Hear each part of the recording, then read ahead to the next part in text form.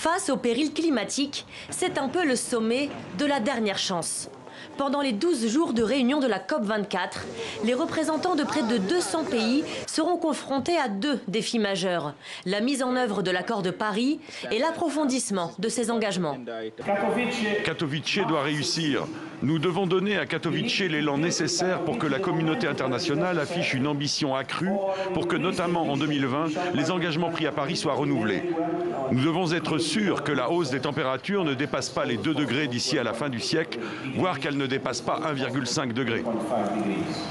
Or, la planète s'éloigne toujours plus de ses objectifs. Un rapport de l'ONU publié cette semaine montre que le réchauffement climatique devrait dépasser les 3 degrés d'ici à la fin du siècle. 3 ans après l'accord de Paris, seuls 17 pays, comme l'Algérie ou le Canada, en respectent ces engagements. C'est moins d'1 État sur 10. L'un des pays les plus pollueurs du monde, les États-Unis, est sorti de cet accord. Une menace brandie par le Brésil, alors que ces 3 dernières années, les plus chaudes jamais enregistrées, ont vu les catastrophes naturelles se multiplier. Fonte des glaciers, cyclones, sécheresse, plus de 140 millions de personnes pourraient fuir leurs terres d'ici 2050.